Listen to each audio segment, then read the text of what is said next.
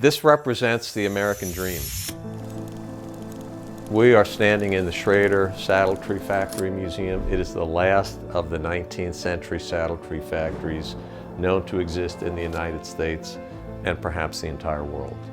Saddle trees were critical to transportation in the late 19th and early 20th century when the horse was the main mode of transportation in the United States. Madison at one time had 12, maybe 13 of these saddletree factories on the east end of town, making Madison kind of the Detroit of the saddletree industry in the late 19th and early 20th centuries. I'd like to introduce you to the founder of the Saddletree Factory, Ben Schroeder. He and his wife Elizabeth had 8 children, 4 of who stayed to run the factory after he passed away, and their images show up on the wall over here.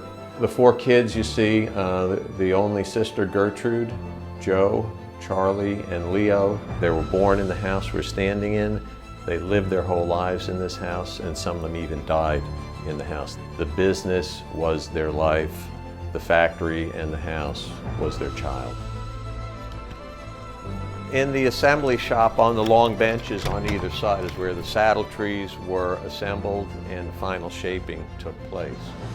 So there are specialty holdfasts, specialty vices to hold the saddle tree parts in place, and then the Schroeder workers would take their draw knives and draw shaves and then kind of lean on the bench a little bit and do some shaving.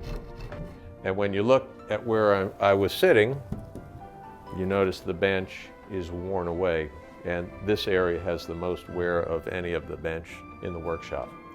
And the interesting thing about it is when I was cleaning out underneath the bench years ago, and I turned around and looked up at the underside of the bench, it's got the same wear pattern on the underside. So the Schroeders were so frugal, they were reusing their workbenches. What I hope people walk away with is an appreciation for how people lived, how people worked, and that emotional connection to the factory. To me, that's the most important thing, because then they'll think about it and then they'll care about this particular piece and maybe some other part of history in their own town they hadn't thought of before.